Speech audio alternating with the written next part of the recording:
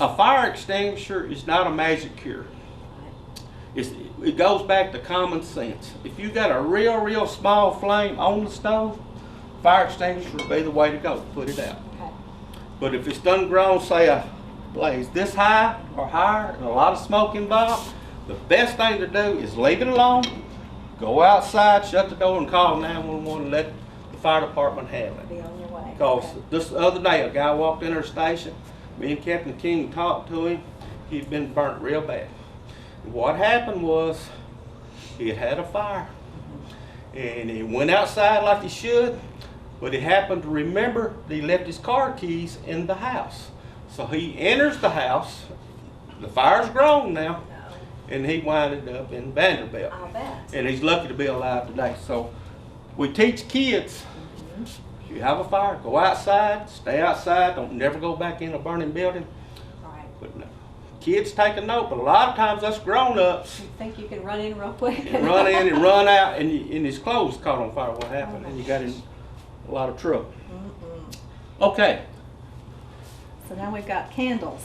I have these burning all the time in my house. Okay.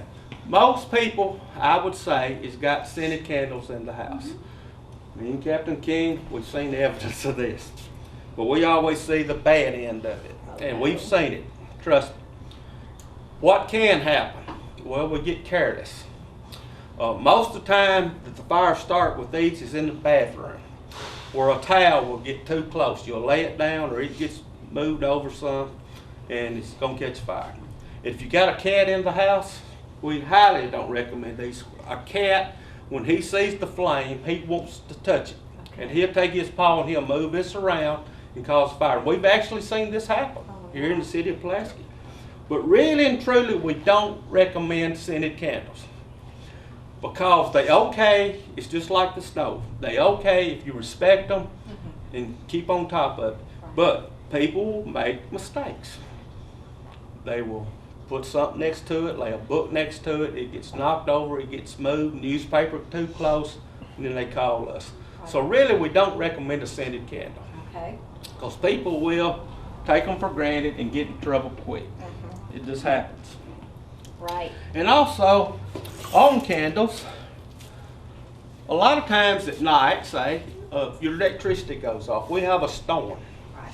Well, the instinct is we want to see.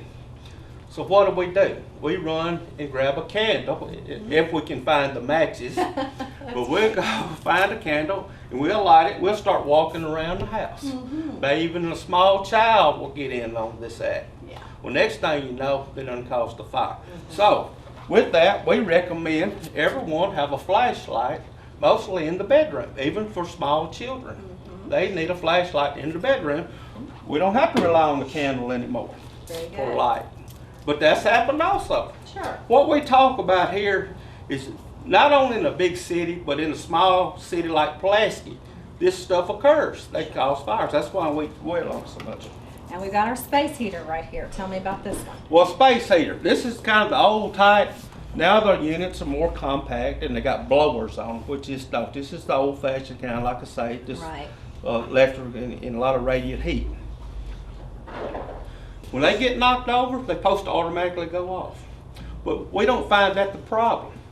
The problem is small children and older people will put stuff in front of them too close. The same principle goes for a fuse box or a stove. You need everything away from the heat source 36 inches. Okay. That's really all directions. That's all the way around it. Okay. We've had a lot of calls over the years. Mostly small children will come in and throw their coat down after school and throw it across the heater. It may not be on at that time, but for the morning it gets colder and the thermostat will kick on and it comes on red hot and then we got a fire going.